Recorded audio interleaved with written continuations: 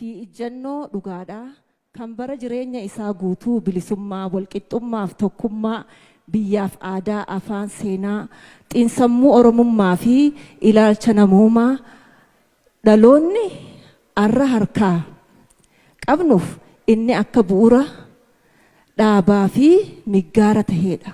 Fakkeenya akka nama dhuunfaadhaatti iftahanii fi waan itti amanan qofa hoogganamuuti inni.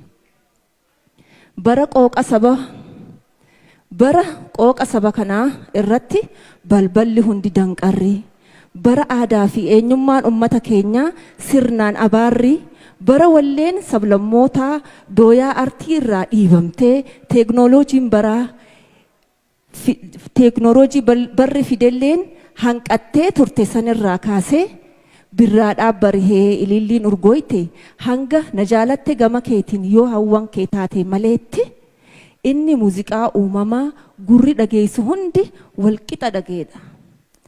Bara cillimii san guyyaa nuuf dukkanaa isa ture kan walleelee akka maal ja'anii maal himaniin nutti as bahee kan asaabaleen surrii dhalootaa dhadhawee sagalee guddaa ummataa darbii ukkaamsoo hunda caccabsee isinitu beeka warra gubatee arkeen ergama sabaa dubbate.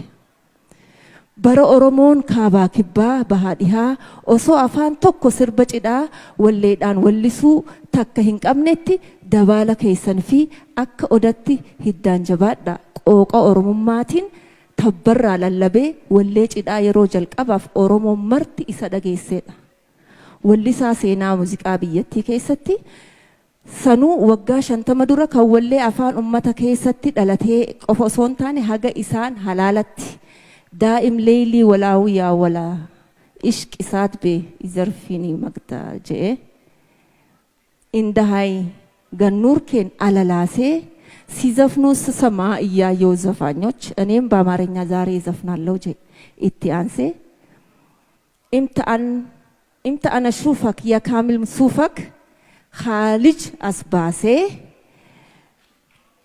አፋን አረባ ጀቹ ቃል ሱዓዲ ወደሚ ቢሰፈር አልሐቢቢ ወይን አለጋል ሙሰፈር ጀኤ ሱዳኒ ሀርኪሴ አማስ kan finfinnee waggaa 50 dura harka laatteef mee maaltu irraa hafe maaltu irraa hanqate maalnu irraa hanqise inni Ali Muhammad Musa Ali Birraati mootara haaromsa muuziqaa kan wayyaa hobii heellee harargee haga awaash nama shokkisa sulula awaashii fi ushururu yaa burtukaane wallagga jiranitti kan wallee aadaa fi safuu Oromoo gulantaa guddisee hunda dhageessisee harka koonaa qabi anis keetiin qabajee tuulamaa walitti nu harkise.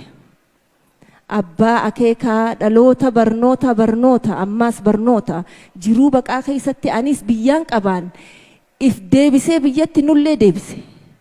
Abbaa Yedaloo Raajii ogeessa muuziqaa guutuu kompoozara hoogganaa fi hoongan qabne bantii boohartii namni isaa biratti hin mufanne arjaa arjummaa onnee kan boruu waa takka hin heelle kan du'aa fi jiruun ifittummaa hin qabne alii namummaa namaaf nama tahanii argamu arjaa jireenya isaa hundaaf laachuurraa hin hanqanne artistii albama isaa tokkoof gatii hin beekne kan artistii hundaaf hojii isaa hayyame kafaltii takka malee an isa malee hin beeku kan kennaa arjummaa waa hundaa tokkoffaa sabaafis biyyaafis muuziqaa hangafa aliin kilabii bashannanaa Zambesik jedhamu the first Oromo night club in Finfinnee nama baneedha. Baandii aduu birraa jaaree afaan Oromootiin afaan garagaraatiin wallisuudhaan san qofa miti biyya alaatti Kanadaa yeroo jiraannu nuti bakka garagaraa dheenee afaan Oromoon wallisaa jennee yeroo kadhan hulaalee afaan keessan aadaa keessan dhageessanii akka bashannantan je'ee night clubii jalqaba ammaas Kanadaatti nuu banee jechuudha. Namni kun eenyummaa isaa bakka deemu hundattiif jalatti qabee akka reefuu milkiin jettetti daa'imni hundi itti guddatee waa hedduutti bareedha. Anarraa jalqabee immoo namni adeeroon hin sirbiniif hin jiru aruuza jechuu sargi Habtaamuu Lamuu gaafa fuudhu garuu inni biyyatti deebi'ee jira. Saaraan illee jalqabee hunoo Saaraan as jirti adde Saaraan akka odatti kan jiru especially isiif bahee jechuu. Kanaaf nu hundi yaadannoo itti qabna. Akka waliigalatti Ali Birraan toora. Dhaalli tooraan toora. Nutis Ali Birraa. Tunis Ali Birraa. Toora kana dhaalla. Dhaala alii tahuu kanaaniif madaalla.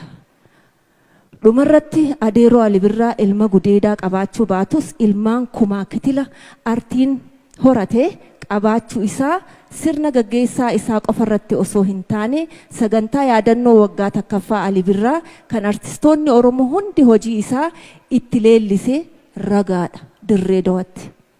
Jaalala kabajaa fi ulfina guddaa isaaf qabnu daran kan mul'ifnu Oromoon gaafa jaalala inni ittiin nu jaalate wal jaalanne gorsa nu gorse hojiitti jijjiirre mul'ata isaa mirkaneessuu dandeenyudha. Kanaafis artistiin Oromoo fi jaalattoonni isaa qophii akka taatan asumaan dhaamsa kooti uffadhaa kabajamaa.